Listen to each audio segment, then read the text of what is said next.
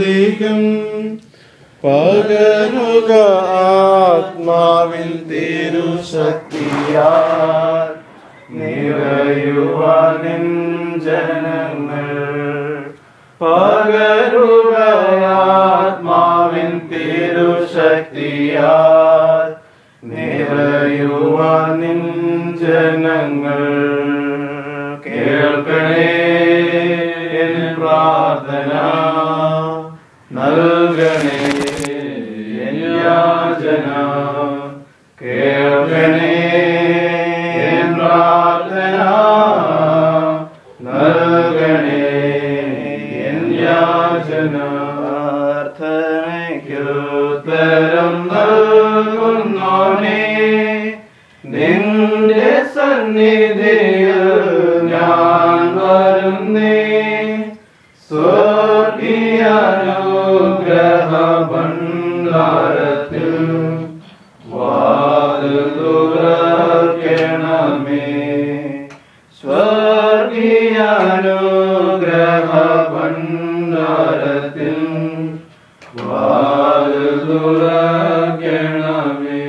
കേൾക്കണേ പ്രാർത്ഥന, നൽകണേ എൻ യാചന.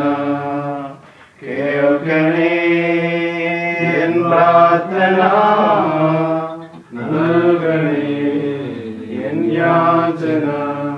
നമ്മുടെ തലകളെ നമുക്ക് വണക്കാം, ഒരു നിമിഷം പ്രാർത്ഥിക്കാം. ദൈവമായ കർത്താവേ, സ്വർഗീയ പിതാവേ, നൽകിയ നല്ല സമയത്തിനായി നന്ദിയോടെ സ്തുതിക്കുന്നു, സ്തോത്രം ചെയ്യുന്നു. പല സ്ഥലങ്ങളിൽ പലയിടങ്ങളിൽ കൂടിയിരുന്ന ഞങ്ങളെ എൻ്റെ ദൈവമായ കർത്താവേ, ഞങ്ങളുടെ തിരുസാന്നിധ്യത്തിന് പ്രകാരം അങ്ങ് ചേർത്ത് കൊണ്ടുവന്ന വലിയ കൃപയോർത്ത് നന്ദിയോടെ സ്തോത്രം ചെയ്യുന്നു. എത്ര പേർ അങ്ങേ സ്തുതിക്കുവാൻ കഴിയാതെ ഈ ലോകത്തിൽ നിന്ന് കടന്നുപോയി പുരമേഴുകളും പാവികളുമായ അടിയങ്ങളെ അവിടുത്തെ തിരുവൻപാകെ ചേർത്ത് കൊണ്ടുവന്നിരിക്കുന്നതായ വലിയ സമയത്തിനായി സ്തോത്രം ചെയ്യുന്നു. ഇപ്പോൾ വചനം പറയുന്ന അടിയനെ കാര്യങ്ങൾ സമർപ്പിച്ച് പ്രാർത്ഥിക്കുന്നു. ഞങ്ങൾ പ്രാർത്ഥിക്കുമ്പോഴും ഞങ്ങൾ വചനം പറയുമ്പോഴും ഞങ്ങളിവിടെ എന്ത് ചെയ്താലും എൻ്റെ ദൈവമാർത്താവെ, ഞങ്ങളുടെ പേരോ ഞങ്ങളുടെ നാമമോ ഉയർത്തപ്പെടുവാനല്ല, പിന്നെയോ എൻ്റെ ദൈവമാർത്താവെ അങ്ങയുടെ നാമം ഉയർത്തപ്പെടുവാൻ തക്കവണ്ണം ഇതിനെ ഇടയാക്കണമേ എന്ന് പ്രാർത്ഥിക്കുന്നു. കൂട്ടായ്മയിലിരിക്കുന്ന ഓരോരുത്തരെയും അവരുടെ കാര്യങ്ങൾ സമർപ്പിച്ച് പ്രാർത്ഥിക്കുന്നു. വന്നു ചേരുന്ന എൻ്റെ ഓരോ പ്രിയപ്പെട്ട മക്കളെയും കാര്യങ്ങൾ സമർപ്പിക്കുന്നു. എല്ലാവരോടും കൂടെ അവിടെ നിന്നിരിക്കുന്നതിനെ ഓർത്ത് നന്ദിയോടെ സ്തോത്രം ചെയ്യുന്നു. ആദ്യ പിതാവിൻ്റെയും പുത്രൻ്റെയും പരിശുദ്ധ റൂഹായുടെ നാമത്തിൽ തന്നെ ആമേൻ. ബഹുമാനപ്പെട്ട അച്ഛൻ ഷമ്മാശൻ കൊച്ചമ്മ, ശേഷം കൂടിയിരിക്കുന്ന എൻ്റെ എല്ലാ പ്രിയപ്പെട്ടവരുമേ, ഞങ്ങൾക്ക് കർത്തൃനാമത്തിൽ എൻ്റെ വന്ദനം. എന്നാൽ നിങ്ങളോടൊപ്പം അല്പസമയം ഞാൻ ചിന്തിക്കുവാൻ ഉദ്ദേശിക്കുന്ന വിഷയം ഹോശേയ പ്രവാചകന്റെ പുസ്തകം 2-ാം അധ്യായം അതിൻ്റെ 14-ാം വാക്യമാണ്. Book of Hosea chapter 2 versus 14. ആരെങ്കിലും ഒന്ന് വായിക്കാമോ?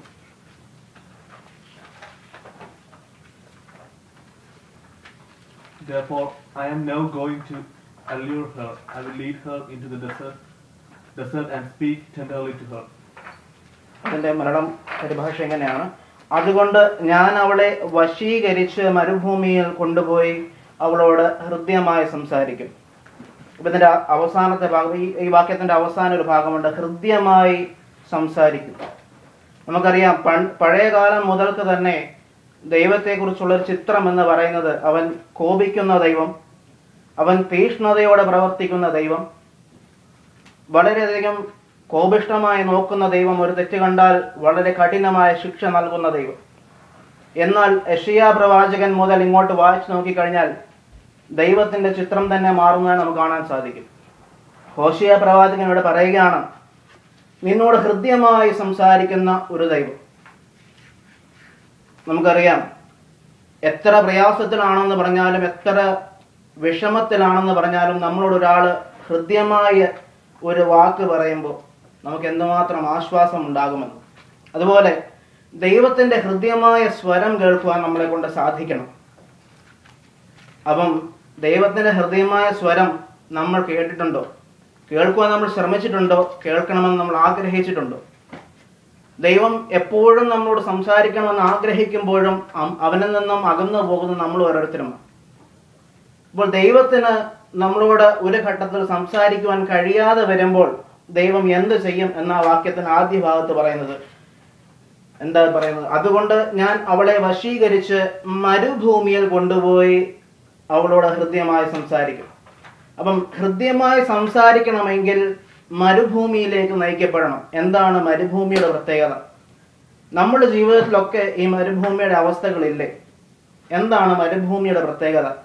എന്താ മരുഭൂമിയുടെ പ്രത്യേകത എന്ന് പറഞ്ഞു കഴിഞ്ഞാൽ എല്ലാവർക്കും അറിയാവുന്ന എന്താ മരുഭൂമിയുടെ പ്രത്യേകത എന്ന് പറഞ്ഞാൽ ചൂട് അല്ലേ? വെള്ളമില്ലാത്ത അവസ്ഥ, ചൂടിന്റെ അവസ്ഥ, ഇങ്ങനെ ഒരുപാട് പ്രശ്നങ്ങളിലൂടെ കടന്നു പോകുന്ന മരുഭൂമിയിൽ ജീവിക്കുന്ന ഒരു മനുഷ്യൻ എന്ന് പറഞ്ഞു കഴിഞ്ഞാൽ, അപ്പം മരുഭൂമിയിലെ കഷ്ടതകളും പ്രയാസങ്ങളും നമ്മളുടെ ഉള്ളിൽ വന്നു കഴിയുമ്പോൾ നമ്മുടെ ജീവിതത്തിൽ നമ്മൾ ഇന്ന് മരുഭൂമിയുടെ അവസ്ഥയിൽ കൂടെ കടന്നു പോകുന്നുണ്ടെങ്കിൽ അതിന്റെ അർത്ഥം ദൈവം നമ്മോട് ഹൃദ്യമായി സംസാരിക്കാൻ ആഗ്രഹിക്കുന്നുവെന്ന്. ദൈവം നമ്മളോട് സംസാരിക്കുന്നത് കേൾക്കുവാൻ നമ്മൾ നിന്ന് കൊടുത്തിട്ടില്ലെങ്കിൽ അവൻ എന്ത് ചെയ്യും? അവൻ നമ്മളെ മരുഭൂമിയിലേക്ക് നയിക്കും. എന്താണ് മരുഭൂമിയുടെ അവസ്ഥകൾ? അപ്പം ഞാൻ ഇന്ന് പറയാൻ ആഗ്രഹിക്കുന്ന വിഷയം ഇതാണ്. മനുഷ്യ ജീവിതത്തിൽ അവന്റെ മരുഭൂമിയുടെ അവസ്ഥകൾ എന്തൊക്കെയാണ്? ഒന്നാമത്തെ അവസ്ഥ എന്ന് പറഞ്ഞു കഴിഞ്ഞാൽ നമുക്ക് എല്ലാവർക്കും അറിയാം, വറ്റി വരേണ്ട ഒരവസ്ഥയായിരിക്കും മരുഭൂമിയുടെ അവസ്ഥ എന്ന് പറഞ്ഞു കഴിഞ്ഞാൽ. എന്താ വറ്റി വരേണ്ട അവസ്ഥ എന്ന് പറഞ്ഞു കഴിഞ്ഞാൽ, സ്നേഹമില്ലാതെ മനുഷ്യന്റെ ജീവിതത്തിൽ അവൻ വറ്റി വരേണ്ട ഒരവസ്ഥയിലേക്ക് എത്തിച്ചേരുന്നത് എപ്പോഴും അവന് സ്നേഹമില്ലാതെ വരുന്നൊരവസ്ഥ. അപ്പം സ്നേഹം ലഭിക്കാതെ വറ്റി വരേണ്ട ഒരവസ്ഥയിലേക്ക് വരുമ്പോൾ, ദൈവസ്നേഹമില്ലാത്ത ഒരാൾക്ക് ഒരിക്കലും തൻ്റെ സഹോദരനെയോ തൻ്റെ തൻ്റെ സമൂഹത്തിലുള്ള തൻ്റെ സൊസൈറ്റിയിലുള്ള ഒരാളെ സ്നേഹിക്കാനോ ഒന്നും സാധിക്കുകയില്ല. ദൈവസ്നേഹം ഒരാളുടെ ഉള്ളിലേക്ക് കടന്നു വരുമ്പോൾ, നമ്മൾ പലപ്പോഴും പല ജോലികൾ ചെയ്യുന്നവരാണ്. ഇപ്പം ഹെൽത്ത് കെയർ ഫീൽഡിലൊക്കെ ജോലി ചെയ്യുന്ന ഒരുപാട് പേരുണ്ട്. പക്ഷേ എത്ര പേരുണ്ട് ദൈവസ്നേഹം ഉള്ളിൽ തട്ടിക്കൊണ്ട് ഈ ജോലി ചെയ്യുന്നത്? നമുക്കെല്ലാവർക്കും ബൈവീക്ലി ശമ്പളം കിട്ടും അല്ലേ? നമുക്ക് പൈസയ്ക്ക് കിട്ടും. സോ എനിക്ക് എൻ്റെ ജോലി ചെയ്താൽ മതി, എനിക്ക് വീട്ടിൽ പോയാൽ മതി, ഇത്രേ ഉള്ളൂ. പക്ഷേ ദൈവസ്നേഹം വെളിപ്പെടുത്തിക്കൊണ്ട് ജോലി ചെയ്യുന്ന, അല്ലെങ്കിൽ ഒരു രോഗിയെ ക്രിസ്തുവിൻ്റെ പ്രതിരൂപമായി കണ്ടുകൊണ്ട് എന്നിലുള്ള പരിശുദ്ധാത്മാവ് അവനിലുമുണ്ടെന്ന് മനസ്സിലാക്കിക്കൊണ്ട് അവനെ ശുശ്രൂഷിക്കുന്ന എത്ര ആളുകളുണ്ട്. അപ്പം ദൈവസ്നേഹം ഉള്ളിലില്ലാത്ത ഒരു മനുഷ്യന് ഒരിക്കലും തൻ്റെ സമൂഹത്തെ സ്നേഹിക്കുവാൻ കഴിയുകയില്ല. ദൈവസ്നേഹം തൻ്റെ ഉള്ളിൽ വരണം എന്നുണ്ടെങ്കിൽ നമുക്കറിയാം, പിതാവാം ദൈവം പുറപ്പാട് പുസ്തകങ്ങൾ നൽകിയിരിക്കുന്ന 10 കൽപ്പനകൾ, ഒരുപാട് കാര്യങ്ങളുണ്ട് ദൈവസ്നേഹം നമ്മളുടെ ഉള്ളിൽ വളരണമെങ്കിൽ. അതിലെ പ്രധാനപ്പെട്ട ആശയങ്ങളാണ് 10 കൽപ്പനകൾ. പലപ്പോഴും നമ്മൾ 10 കൽപ്പനകൾ വായിക്കുമ്പോൾ അതിൻ്റെ ഒരു ആബ്സ്ട്രാക്ട്, അതിൻ്റെ ഒരു മീതെയുള്ള അർത്ഥതലം മാത്രമേ നമ്മൾ കാണാറുള്ളൂ. ഉദാഹരണം പറയുകയാണെങ്കിൽ, ഉൽപ്പത്തി പുസ്തകം 20-ാം അധ്യായം, കൽപ്പനകൾ പറഞ്ഞിരിക്കുന്ന ഉൽപ്പത്തി പുസ്തകം 20-ാം അധ്യായം അതിൻ്റെ 3-ാമത്തെ വാക്യം. പുറപ്പാട് പുസ്തകം, എക്സോഡസ്, പുറപ്പാട് പുസ്തകം 20-ാം അധ്യായം അതിൻ്റെ 3-ാം വാക്യം, ആദ്യത്തെ കൽപ്പനയാണത്. You shall have no other gods before me. ഞാനല്ലാതെ അന്യ ദൈവങ്ങൾ നിനക്ക് ഉണ്ടാകരുത്. You shall have no gods other than me. ഞാനല്ലാതെ അന്യ ദൈവങ്ങൾ നിനക്കുണ്ടാകരുത്. നമ്മളൊക്കെ അന്യ ദൈവങ്ങളെ ആരാധിക്കുന്നവരാണോ? ചോദ്യം. നമ്മളൊക്കെ അന്യ ദൈവങ്ങളെ ആരാധിക്കുന്നവരാണോ? അല്ല എന്ന് നമ്മൾ പറയും. യെഹെസ്കേൽ പ്രവാചകന്റെ പുസ്തകം 14-ാം അധ്യായം 3-ാം വാക്യം. യെഹെസ്കേൽ പ്രവാചകന്റെ പുസ്തകം 14-ാം അധ്യായം 3-ാം വാക്യം. Son of man, these men have set up idols in their hearts and put wicked stumbling blocks before their faces. Should I let them inquire of me at all? എവിടെയാ വിഗ്രഹങ്ങളെ സ്ഥാപിച്ചിരിക്കുന്നത് പറയുന്നത്? These men have In their hearts. They have put the idols in their heart. ഈ പുരുഷന്മാർ തങ്ങളുടെ വിഗ്രഹങ്ങളെ ഹൃദയത്തിൽ പ്രതിഷ്ഠിച്ചിരിക്കുന്നു. എന്താണ് വിഗ്രഹങ്ങൾ? പലപ്പോഴും നമ്മൾ ഇത് ഈ 1-ാമത്തെ കൽപ്പന വായിച്ചു പോകുമ്പോൾ നമ്മൾ പറയുന്നത് നമ്മൾ വിഗ്രഹങ്ങളെ ആരാധിക്കുന്നവരല്ല, നമ്മൾ ഒന്നിൻ്റെയും സ്റ്റാച്യു ഐഡലിൽ നിന്ന് നമ്മൾ ഉണ്ടാക്കി വെച്ച് നമ്മൾ പ്രാർത്ഥിക്കാറില്ല എന്ന് പറയുന്നത്. എന്നാൽ യെഹെസ്കേൽ പ്രവാചകനിലൂടെ ദൈവം വ്യക്തമായിട്ട് പറയുകയാണ്.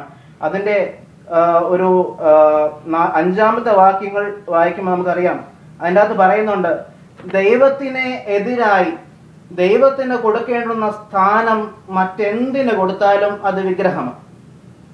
ദൈവത്തിന് ഞാൻ കൊടുക്കേണ്ടുന്ന സമയം, ദൈവത്തിന് ഞാൻ കൊടുക്കേണ്ടുന്ന ആ പ്രാർത്ഥന, ദൈവത്തിന് ഞാൻ കൊടുക്കേണ്ടുന്ന ആ വിലപ്പെട്ടതായ സന്ദർഭങ്ങൾ, ഇതൊക്കെ ഞാൻ മറ്റെന്തിനെങ്കിലും കൊടുക്കുന്നുണ്ടെങ്കിൽ, ഇന്നത്തെ ഒരു ട്രെൻഡാണ് ഫേസ്ബുക്ക്. നമുക്ക് അറിയാം, പലരെയും വളരെ അഡിക്റ്റഡ് ആയിട്ട് ഫേസ്ബുക്ക് കാണുന്നത്, ടെലിവിഷൻ, TV ഷോസ്, ഇങ്ങനെ എന്തിനും അഡിക്റ്റഡായി ദൈവത്തിന് കൊടുക്കേണ്ടുന്ന സമയം മറ്റെന്തിനു കൊടുത്താലും, boy friends, girl friends, mobile, അപ്പം സെൽഫോൺസ്, അപ്പം ഇതൊക്കെ ദൈവത്തിന്റെ സ്ഥാനം എന്ത് പിടിച്ചെന്ന് പറഞ്ഞാലും ദൈവത്തിന് കൊടുക്കേണ്ടത് നമ്മൾ മറ്റെന്തിനു കൊടുത്താലും അതൊക്കെ എന്താണ്? അതൊക്കെ വിഗ്രഹങ്ങളാണ്. ചിലർക്ക് മക്കളായിരിക്കും വിഗ്രഹങ്ങൾ. ചില മാതാപിതാക്കൾ മക്കൾക്ക് വേണ്ടി ഒരുപാട് കഷ്ടപ്പെടുന്ന ആൾക്കാർ. ചിലർക്ക് പണമായിരിക്കും ഐഡൽ, ചിലവർക്ക് ലൈഫ് പാർട്ട്ണർ ആയിരിക്കും, അതായത് ഹസ്ബൻഡോ അല്ലെങ്കിൽ വൈഫോ ആയിരിക്കും ഐഡൽ എന്ന് പറയുന്നത്. അപ്പം ദൈവത്തിന് കൊടുക്കേണ്ടുന്ന സമയം നമ്മൾ മറ്റെന്തിനു കൊടുത്താലും ഫസ്റ്റ് പ്രിഫറൻസ് എപ്പോഴും ആർക്കായിരിക്കണം? ദൈവത്തിനായിരിക്കും.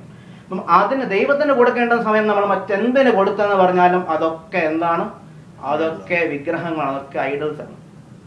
അപ്പം ദൈവസ്നേഹം നമ്മുടെ ഉള്ളിൽ നിന്നും വറ്റി വരണ്ട് പോകുന്നുണ്ട് എങ്കിൽ അതിൻ്റെ ഒരു കാരണം മാത്രമാണ് എന്ന് പറയുന്നത്, നമ്മൾ നമ്മുടെ മനസ്സിൽ വിഗ്രഹങ്ങളെ സൂക്ഷിക്കുന്നുണ്ടെങ്കിൽ നമ്മൾ എന്ത് ചെയ്യുന്നുണ്ട്? ദൈവത്തിൻ്റെ സ്നേഹത്തിൽ നിന്നും നമ്മൾ പലപ്പോഴും അകന്നു. ചിലർക്ക് ജോബായിരിക്കും ഐഡൽ എന്ന് പറയുന്നത്. ചിലർക്ക് എന്തുമാത്രം ജോബ് ചെയ്യാമോ അത്രമാത്രം അവർ ജോബ് ചെയ്യും. അപ്പം ദൈവത്തിന് കൊടുക്കേണ്ടുന്ന സമയം കൊടുക്കാൻ പോലും അവരെ കൊണ്ട് പറ്റുന്നില്ല. കാരണം അവർക്ക് എങ്ങനെയും പൈസ ഉണ്ടാക്കണം എന്നുള്ള ആഗ്രഹം. അപ്പം ദൈവത്തിന് കൊടുക്കേണ്ടുന്ന സമയം, ഒരു ദിവസത്തിൽ ഒരല്പം സമയം ദൈവത്തിന് നമ്മൾ കൊടുക്കാൻ നമ്മൾ മടിക്കുന്നുണ്ട് എങ്കിൽ നമ്മൾ ആരാണ്? നമ്മൾ ദൈവത്തിൻ്റെ ഒന്നാം കൽപ്പന ലംഘിക്കുന്ന വിഗ്രഹ ആരാധികളാണ്. നമുക്കറിയാം. അതുപോലെ തന്നെ അപ്പം ഒന്നാമത്തെ മരുഭൂമിയുടെ അവസ്ഥ എന്ന് പറഞ്ഞു കഴിഞ്ഞാൽ വറ്റി വരേണ്ട അവസ്ഥ. രണ്ടാമത്തെ അവസ്ഥ എന്ന് പറഞ്ഞു കഴിഞ്ഞാൽ മരുഭൂമിയുടെ അവസ്ഥയാണ് ലോൺലിനെസ്, ഏകാന്തത. മരുഭൂമി കൊണ്ടിട്ട് കഴിഞ്ഞാൽ ആരും കാണത്തില്ല അവിടെ, അല്ലെ? നമ്മൾ ഒറ്റയ്ക്ക് അവിടെ ഇരിക്കേണ്ടി വരും. പക്ഷേ സാംസ് 27:10 എന്ന് വായിക്കണം.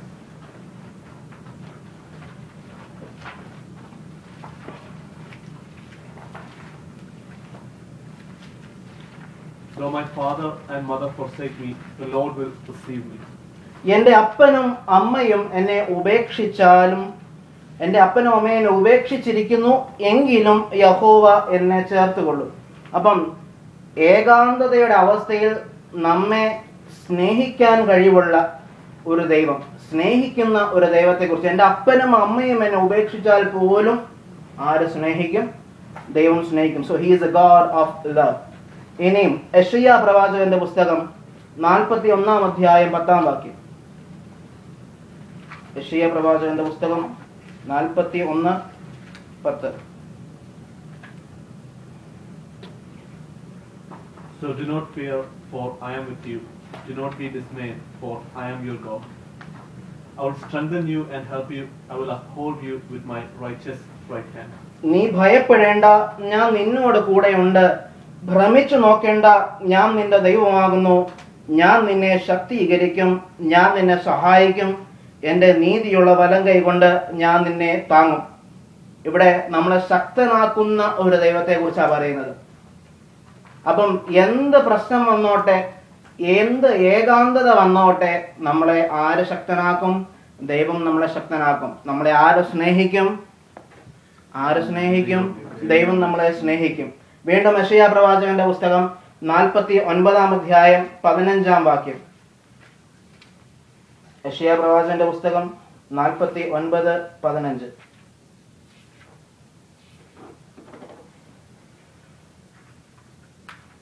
Can a mother forget the baby at her breast and have no compassion on the child she has born? Though she may forget, I will not forget you. Malayalam ഇങ്ങനെ: ഒരു സ്ത്രീ തന്റെ മുല കുടിക്കുന്ന കുഞ്ഞിനെ മറക്കുമോ?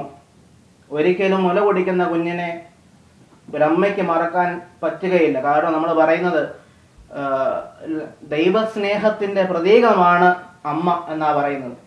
എന്നാൽ കർത്താവ് പറയുകയാണ്, ആ അമ്മ നിന്നെ മറന്നാൽ പോലും ആര് മറക്കുകയില്ല? ദൈവം, ഞാൻ നിന്നെ മറക്കുകയില്ല എന്ന് പറയുന്ന ദൈവസ്നേഹം. അപ്പം സാന്ത്വനിപ്പിക്കുന്ന ദൈവം, ഗോഡ് ഓഫ് കമ്പാഷൻ. അപ്പം ആരൊക്കെ മറന്നാലും, എത്രമാത്രം ഏകാന്തതയിലാണ് എന്ന് പറഞ്ഞാലും ദൈവസ്നേഹം നമ്മുടെ ഉള്ളിലുണ്ടെങ്കിൽ ഒരിക്കലും നമുക്ക് എന്ത് തോന്നത്തില്ല, ആ ലോൺലിനെസ്, ഏകാന്തത നമുക്ക് ഫീൽ ചെയ്യത്തില്ല. കാരണം ദൈവം എപ്പോഴും നമ്മളെ സ്നേഹിക്കുവാനും നമ്മളെ ആശ്വസിപ്പിക്കുവാനും നമ്മളെ സാന്ത്വനിപ്പിക്കുവാനും ഒക്കെ ആഗ്രഹിക്കുന്ന ദൈവം. പക്ഷേ ആ ദൈവസ്നേഹത്തെ നമ്മൾ തിരിച്ചറിഞ്ഞെങ്കിൽ മാത്രമേ അത് നമുക്ക് സാധ്യമാകത്തുള്ളൂ. ഇനി മരുഭൂമിയുടെ വേറൊരു അവസ്ഥയാണ് കാട്ടുമൃഗങ്ങളുടെ അവസ്ഥ, അല്ലേ? വളരെ പോയിസണസ് ആയ ഒരുപാട് ക്രീച്ചേഴ്സ് ഉള്ള സ്ഥലമാണ് ഡെസേർട്ട് എന്ന് പറയുന്നത്. സ്കോർപ്പിയൻസും സ്നേക്സും അങ്ങനെ ഒരുപാട് ജീവികളുള്ള ഒരു സ്ഥലമാണ് മരുഭൂമി എന്ന് പറയുന്നത്. ഇതുപോലെ നമ്മുടെ ജീവിതത്തിൽ പലപ്പോഴും നമ്മൾ കടന്നു പോകുമ്പോൾ നമുക്കറിയാം, നമ്മളെക്കുറിച്ച് കുത്തുവാക്കുകൾ പറഞ്ഞ ഒരുപാട് പേര്, നമ്മൾ ചെയ്യാത്ത ഒരു കാര്യത്തെക്കുറിച്ച്, നമ്മൾ ചെയ്യാത്ത ഒരു തെറ്റിനെ കുറിച്ച് പറഞ്ഞു നടക്കുന്ന ആളുകൾ, നമ്മൾ പക്ഷേ അറിഞ്ഞു പോലും കാണില്ല. പക്ഷെ നമ്മളെക്കുറിച്ച് നമ്മളത് ചെയ്തുവെന്നോ അല്ലെങ്കിൽ നമ്മളത് പങ്കാളിയായിരുന്നുവെന്നോ അല്ലെങ്കിൽ നമ്മളാണ് അവിടെ ഉണ്ടായിരുന്നത് എന്നൊക്കെ പറഞ്ഞ് ഫലിപ്പിക്കുന്ന ആളുകൾ. നമ്മൾ ചെയ്യാത്ത തെറ്റിന് നമ്മൾ പലപ്പോഴും മുറിവേൽക്കേണ്ടി വന്നിട്ടുണ്ട്. എല്ലാവരുടെ ജീവിതത്തിലും ഉണ്ടായിട്ടുള്ള ഒരവസ്ഥയാണ്. അപ്പം ഈ അവസ്ഥയിലും ദൈവം എപ്പോഴും നമ്മളെ സംരക്ഷിക്കും. യെശയ്യാ പ്രവാചകന്റെ പുസ്തകം 51 അധ്യായം 7 വാക്യം. Hear me, you who know what is right. You people who have my law in your hearts, do not fear the reproach of men, or be terrified by their insults. നീതി അറിയുന്നവരും ഹൃദയത്തിൽ എന്റെ ന്യായപ്രമാണം ഉള്ളവരുമായ ജനമേ, എന്റെ വാക്ക് കേൾക്കുവിൻ. നിങ്ങൾ മനുഷ്യരുടെ നിന്ന ഭയപ്പെടരുത്. ദൈവം പറയുകയാണ്, ആരൊക്കെ നിങ്ങളെ നിന്ദിച്ചെന്ന് പറഞ്ഞാലും എന്ത് ചെയ്യരുത്, അതിനെ ഭയപ്പെടരുത്. അവരുടെ ആക്ഷേപങ്ങളിൽ പരിഭ്രമിക്കുകയും അരുത്. അപ്പം നിന്ദകളുടെയും പരിഭവങ്ങളുടെയും ഞാൻ ചെയ്തിട്ടില്ലാത്ത തെറ്റുകൾ ഓരോരുത്തർ എൻ്റെ മേൽ ആരോപിക്കുമ്പോഴും അതിനിടയിലും നമ്മളെ താങ്ങി നടത്തുന്ന ഒരു ദൈവമുണ്ട്. അപ്പം എന്തുമാത്രം ആളുകൾ നമ്മളെക്കുറിച്ച് പറഞ്ഞു കൊള്ളട്ടെ, നമുക്കറിയാം നാവെന്ന് പറഞ്ഞാൽ അത് കൊടിയ വിഷം. കർത്താവ് തന്നെ പറയുന്നുണ്ട്, നാവ് ചെറിയ അവയവമെങ്കിലും എത്ര വലിയ കാട് കത്തിക്കുന്നുവെന്ന്. അപ്പം ചെറിയൊരു തീയാണ് നാവെന്ന് പറയുന്നത്. പക്ഷേ ഒരു വലിയ കാട് കത്തിക്കാൻ ഒരു ചെറിയ തീ മതി എന്ന് പറയുന്നത് പോലെ, അല്ലെങ്കിൽ ഒരു വലിയ കപ്പൽ തിരിക്കുവാൻ ഒരു ചെറിയ ഒരു മുഖം മതി എന്ന് പറയുന്നതിൻ്റെ കൂട്ട് ഒരു ചെറിയ തീയാണ് നാവെന്ന് പറയുന്നത്. പ്രൊവേർബ്സിന്റെ അകത്ത് കർത്താവ് ശലോമോന് കൊടുത്തിരിക്കുന്ന, ശലോമോൻ പറയുന്നുണ്ട്, യഹോവ വെറുക്കുന്ന 7 കാര്യങ്ങളുണ്ട്. അതിൻ്റെ അകത്ത് 2 കാര്യങ്ങൾ പറയുന്നത് നാവിനെ കുറിച്ചാണ്. അതിലൊന്ന് വ്യാജമുള്ള നാവ്, മറ്റൊന്ന് കള്ളസാക്ഷ്യം പറയുന്ന നാവ്. അപ്പം നാവ് കൊണ്ട് നമ്മൾ ഇല്ലാത്തത് പറയുക, നാവ് കൊണ്ട് കള്ളം പറയുക, ഏഷ്ണി പറയുക. ഒരാൾക്ക് യാതൊരു പ്രയോജനവുമില്ല ഒരാളെ കുറിച്ച് മറ്റൊരാളുടെ കുറ്റം പറഞ്ഞിട്ട്. പക്ഷെ നമ്മളെന്ത് ചെയ്യും? ഈവൻ ഗോസിപ്സ് നമ്മുടെ ജോലി സ്ഥലങ്ങളിൽ പോലും നമ്മൾ കാണാറുണ്ട്. നമ്മളൊന്നും അറിഞ്ഞു കാണാത്തൊരു തെറ്റിന് വേണ്ടി, നമ്മളൊന്നും ചെയ്യാത്ത ഒരു കാര്യത്തെ നമ്മളാണ് ചെയ്തതെന്ന് പറഞ്ഞുകൊണ്ട് നമ്മളുടെ മേൽ ആക്ഷേപം ചെലുത്തുന്ന ആളുകൾ. അപ്പം എന്തുമാത്രം പ്രശ്നങ്ങൾ വന്നുകൊള്ളട്ടെ, ആരൊക്കെ എന്തൊക്കെ പറഞ്ഞുകൊള്ളട്ടെ, ദുഷ്ടന്മാരെന്ന് പറയുന്നത് അവരുടെ നാവിന് കീഴെ അണലി വിഷമുണ്ടെന്നാണ് പറയുന്നത്. സങ്കീർത്തനത്തിൽ പറയുന്നത് ദുഷ്ടന്റെ നാവിന്റെ കീഴെ അണലി വിഷമുണ്ടെന്നാണ് പറയുന്നത്. അപ്പം എത്രയധികം കൊടിയ വിഷമുള്ളവരായിക്കോട്ടെ, അവരുടെ ഒക്കെ മധ്യത്തിൽ നമ്മളെ താങ്ങാൻ ആരുണ്ട്? നമ്മളെ താങ്ങാൻ ദൈവമുണ്ട്. ഇനി മരുഭൂമിയുടെ അവസാനത്തെ അവസ്ഥ എന്ന് പറയുന്നത് അത് വിശപ്പിന്റെ അവസ്ഥയാണ്. സാംസ് 27:4.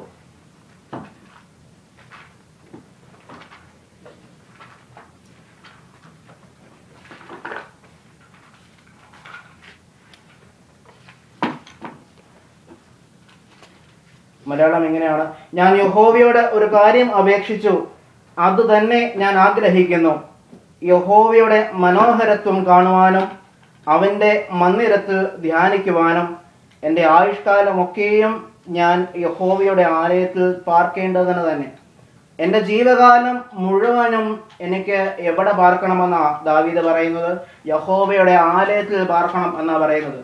ദാവീദ് മറ്റൊരു സങ്കീർത്തനത്തിൽ പറയുന്നുണ്ട്, എനിക്ക് എന്ത് ലഭിച്ചു എന്ന് പറഞ്ഞാലും യഹോവയുടെ ആലയത്തിൽ വാതിൽ കാവൽക്കാരനായി നിൽക്കുന്നതിൽ പരം ഒരു ആനന്ദം എനിക്ക് ഒന്നിലും ലഭിക്കുന്നില്ല എന്ന്.